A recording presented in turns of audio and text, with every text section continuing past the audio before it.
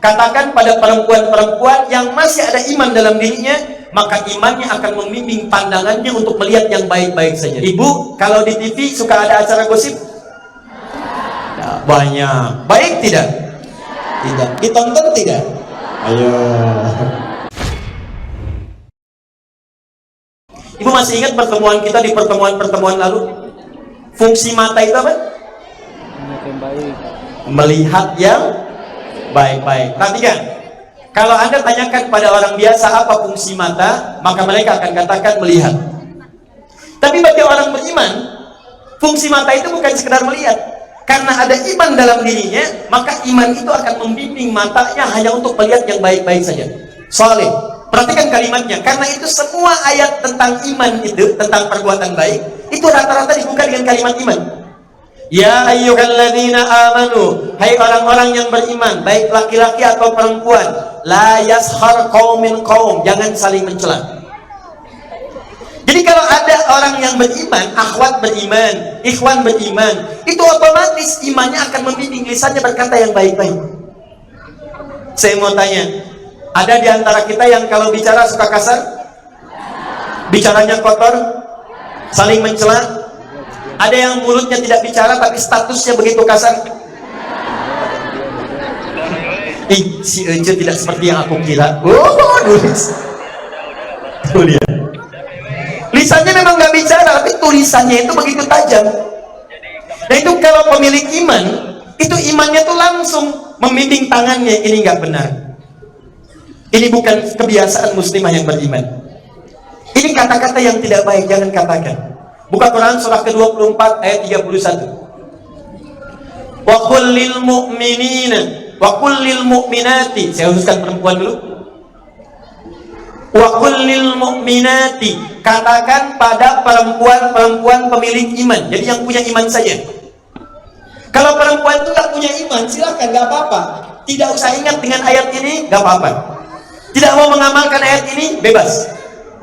Tapi bagi perempuan yang punya iman, wa qul lil mu'minati yaghdudna min absarihinna, katakan pada perempuan-perempuan yang masih ada iman dalam dirinya, maka imannya akan membimbing pandangannya untuk melihat yang baik-baik saja. Begitu yang terlihat tidak baik, dia akan palingkan pandangannya. Silakan cek. Saya mau tanya pada ibu ya, ibu kalau di TV suka ada acara gosip? Ya, banyak. Baik tidak? Tidak. Ditonton tidak? Ayo. Kadang-kadang baik. Nah sekarang terapkan lagi kaidah yang tadi. Kata Quran, kalau imannya masih ada dalam jiwanya, itu matanya itu akan dibimbing. Ini nggak bagus, gosip nggak bagus. Tidak, maka tolak, pindahkan. Bukan dinikmati. Tidak. Apa isinya ya? Oh ternyata nikahnya di Cami. Dibahas. Ya. Nah ini maaf ya, kelihatannya sederhana tapi ini koreksi gitu. Di pemilik iman tuh imannya otomatis bimbing.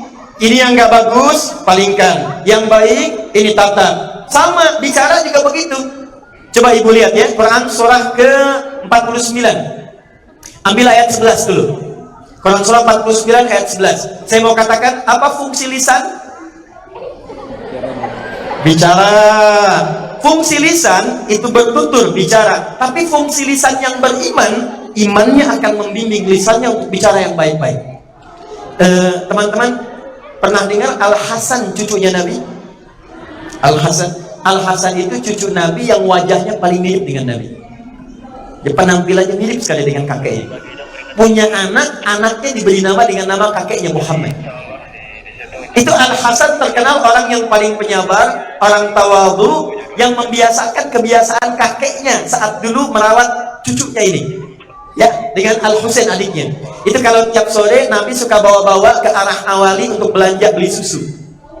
Satu kali sepeninggal Nabi, juga sepeninggal ayahandanya Ali bin Abi Thalib radhiyallahu taala anhu, itu diajak jalan anaknya Muhammad di tengah jalan saat suasana fitnah kubra, itu dicaci maki habis. Kalau perlu bukan satu dua paragraf, satu buku dihabisin. Kamu begini. Anda tahu apa yang terjadi? Al-Hasan hanya diam saja. tidak mengeluarkan satu huruf pun, tidak sepatah kalimat, tidak satu huruf pun. Begitu orang itu pergi, fantalaqa faqalat lahu, maka anaknya berkata kepada ayahnya, Muhammad tadi, ya abati lima lam tari. Pak, kenapa bapak nggak balas? Maksudnya bukan dibalas mencela, kenapa bapak nggak terangkan saya tidak seperti yang anda duga? Apa kata Al-Hasan? Saya mau tunjukkan begitu tingginya imannya, yang keluar di lisannya itu luar biasa. Kata Al-Hasan, ana la adri kaifa amid. Nah, bapak itu nggak tahu bagaimana cara balasnya. Jadi untuk berkata saya pun tidak seperti yang anda bayangkan, itu kosakatanya nggak ketemu. Jadi begitu mau mengungkapkan kalimat, imannya mengatakan bukan begitu. Imannya mencegah, anda bayangkan dalam suasana dicela itu sampai mencari kosakata itu nggak bisa balas. Ini yang paling menarik, nggak dicela pun balas. Orang menyoal satu huruf, dia balas satu buku. Nah, itu yang repot. Ini poinnya. Jadi yang pertama, kaidah mengatakan semua pemilik iman itu, maka imannya akan membimbing dia untuk beramal soleh. Jelas seperti ini? Baik, perhatikan kata-kata Nabi. La yasrikul mu'min indama yasrik fahuwa mu'min. Orang beriman itu mustahil bermaksiat. Maka kalau ada orang beriman sedang bermaksiat, patut ditanya, ada nggak imannya saat itu? Seorang beriman tidak akan mencuri, saat mencuri itu ada iman dalam dirinya. Maka ini sindiran halus tapi tajam. Kalau ada seorang perempuan masih senang gosip, orang perempuan masih senang bergibah, senang berkata yang kurang baik, maaf, senang membicarakan sesuatu yang dilarang, maka ini menunjukkan ada persoalan dalam imannya. Judulnya pengajian, tapi yang diungkap kadang-kadang bukan materi ngaji. Jom, bagaimana kabarnya? Baik. Kamu apa kabar? Baik. Keluarga bagaimana? Baik. Suami gimana? Di situ masalahnya. Oh. Ih, gitu ya, nggak nyangka ya? Nyangka tuh. Tuh. Paham di sini? Baik. Kalau sudah paham, ini kita belum masuk materi, kita baru mukadimah ya. Baru pengantar insya Allah. Tenang saja. Kita sampai jam berapa?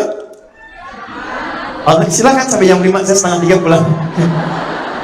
Silakan teman-teman yang baru datang, silakan dikondisikan ya. Mudah-mudahan Allah berikan kelapangan. Fokus. Jadi syarat masuk surga satu apa? Iman. Dua apa?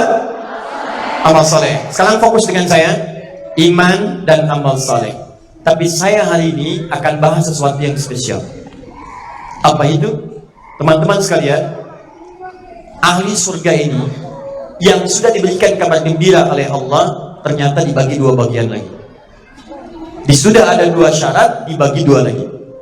Satu, ahli surga umum dengan amalan-amalan umum. Yang kedua, ahli surga khusus spesial yang langsung dimuliakan oleh Allah Subhanahu wa Ta'ala dengan amalan-amalan khusus. Jadi kalau saya tanya, ada berapa syarat masuk surga? Dua. Dari dua ini dibagi berapa lagi? Dibagi dua bagian lagi. Satu, amalan yang umum. Kedua, amalan yang khusus. Jadi kalau amalan umum, ini semua orang bisa kerjakan. Dan mereka masuk surga. Contoh, kita ambil bagian pertama. Bismillah. Yuk kita masuk ke intinya. Mohon maaf, saya terlampau cepat? Tidak ya? Baik, saya turunkan lagi ritmenya supaya mudah untuk ditangkap. Bismillah. Satu, saya hapus dulu. Masya Allah, pertama kali disapu kan? Masih konsisten juga. Sab muslimah, luar biasa. Datang sendiri, berangkat sendiri, tulis sendiri, hapus sendiri. Luar biasa. Tinggal lihat, dilihat, masuk surga, enak banget. Oke, bismillah, ayo. Gak apa-apa. Satu, amalan umum. Jadi saya tuliskan dulu syarat pertama iman, kedua plus amal saleh. Ini syarat masuk surga. Oke, ini kita turunkan lagi. Amal saleh itu ada yang sifatnya umum, ada yang sifatnya khusus. Perhatikan baik-baik. Yang umum ini itu amalan-amalan yang umumnya dikerjakan oleh semua muslim. Amalan standar. Contoh, sholat. Apakah setiap muslim yang balik harus sholat? Laki-laki sholat gak? Perempuan sholat gak? sholat. Berarti umum kan? Berapa rakaat? 17 rakaat. Berapa waktu? 5 waktu. Jadi kalau orang konsisten sholat, dia berpeluang masuk surga sepanjang tidak bermaksiat. Contoh, hadis Muslim nomor hadis ke-14, posisi paling kiri di pertengahan. Ja'a A'rabiyyun ila Nabi sallallahu alaihi wasallam. Datang seorang Arab Badui kepada Nabi sallallahu alaihi wasallam. Faqala, maka dia berkata kepada Nabi, bima makna, ya Rasulullah, dullani ala amalin basitin yudkhilunil jannah. Ya Rasulullah, tolong ajarkan padaku amalan yang ringan-ringan aja, yang umum-umum, yang penting saya masuk surga. Hebat tuh, modal dikit keuntungan banyak. Jangan susah-susah, jangan berat-berat, yang penting itu saya kerjakan, saya bisa ke surga. Maka kata Nabi, perhatikan kalimatnya, kata Nabi, innallaha aujaba lakumul faraid, sungguh Allah subhanahu wa ta'ala, bima makna, mewajibkan kepada kamu yang fardu saja. Disebutkan oleh Nabi, salat yang fardu, kerjakan aja. Kerjakan 17 rakaat, rumusnya, awas nomornya, 2, 4, 4, 3, 4, 2 subuh, 4 zuhur, 4 asar, maghrib 3, isya 4. Kerjakan aja ini. Nggak perlu salat sunnah, nggak perlu lagi tambahan yang lain. Salat yang wajib aja. Kalau kamu sudah selesai, innallaha farada alaikumus syiyam. Kamu kerjakan Ramadan kalau tiba puasa Ramadan. Nggak usah puasa Senin Kamis, Ayyamul Bir, puasa Daud, puasa Asyura, simpan aja, kerjakan Ramadan aja. Dan jangan maksiat, tahan dari maksiat. Kalau kamu bisa kerjakan itu, kamu bisa masuk surga. Apa kata orang ini? Kata orang ini, ya Rasulullah, saya akan berusaha selama hidup, saya kerjakan amalan umum ini, saya nggak akan kerjakan yang sunnah, saya kerjakan yang umum saja, dan saya akan menjaga diri untuk tidak berbuat maksiat. Fantalaqa, orang ini pergi meninggalkan Nabi. Maka apa kata Nabi? Dakhalal jannata in sadaqa au aflaha in sadaqa. Kalau dia benar dengan komitmennya, dia bisa masuk surga. Anda bayangkan, salatnya fardu saja, puasanya Ramadan saja, hartanya zakat saja yang wajib. Cuman syaratnya jaga diri dari perbuatan maksiat. Awas, hati-hati. Beramal sholat melahirkan pahala, amal soleh melahirkan pahala. Bermaksiat, amal salah melahirkan dosa. Rumus akhiratnya, kalau ada yang berbuat soleh dapat pahala, tapi berbuat salah mendapatkan dosa, maka pahala ini akan menutupi dosanya. Soleh akan menutupi salahnya. Misal, ada orang sholat, saat bersamaan, maaf, setelah selesai sholat mencela orang, maka sholatnya ini pahalanya akan diberikan kepada yang dicela tadi, dipindahkan. Itu rumusnya di hadis Muslim nomor hadis 5611 dari sahabat Abu Hurairah radhiyallahu taala anhu. Jadi ambil pahala sholatnya diberikan kepada orang yang dicela tadi. Jelas ke sini?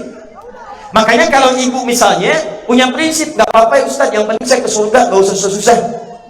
Nah, kalau Anda ingin ambil pendapat ini silahkan, cuman syaratnya jaga dari perbuatan dosa. Sekarang saya tanya pada ibu, siapa yang tidak punya dosa? Angkat tangan. Ayo. Yang dosanya sedikit, angkat tangan. Saya pulang. Tidak ada. Yang banyak, angkat tangan. Tuh. Yang gak ngangkat, mungkin banyaknya lagi susah. Oke. Yang pengen masuk surga, angkat tangan. Masya Allah. Yang surganya Firdaus. Bersama Nabi. Masya Allah, luar biasa. Hebat, banyak dosa pengen Firdaus. Bersama Nabi lagi. Gak saya cuma pengen nanya aja, nutupnya bagaimana? Karena Nabi Adam itu pernah diuji oleh Allah, cuma nyicipin salah dikit keluar dari surga. Anda ngaku salah banyak pengen masuk. Kan rumusnya harus ditutup dulu yang salahnya. Maka dari itu kita pasti punya amalan-amalan lain. Orang dulu itu tantangannya nggak seperti kita sekarang. Dulu zaman Nabi nggak ada media sosial, sekarang ada. Dulu zaman Nabi televisi tidak ada, sekarang ada. Zaman Nabi tidak ada handphone, sekarang ada. Zaman Nabi itu perangkat-perangkat maksiatnya masih minim. Makanya Abu Hurairah itu pernah diajarkan oleh setan ketika akan diberi gratifikasi. Setan langsung mengatakan, jangan tangkap saya. Setan malam-malam mencuri bagian zakat fitri di Baitul Mal, mau ditangkap sama Abu Hurairah. Begitu akan ditangkap, kata setan, jangan tangkap saya, dia nyamar. Saya akan ajarkan pada Anda satu ayat dalam Al-Quran yang kalau Anda biasakan baca, Anda tidak akan pernah bisa digoda oleh setan. bengong sahabat Abu Hurairah. Saat bengong itulah disampaikan ayatnya, ayat kursi, langsung pergi. Setan dulu dibacakan ayat kursi, lari. Setan sekarang tidak cukup dengan ayatnya, harus dengan kursinya sekalian dulu. Mana tadi? Ini. Paham ya?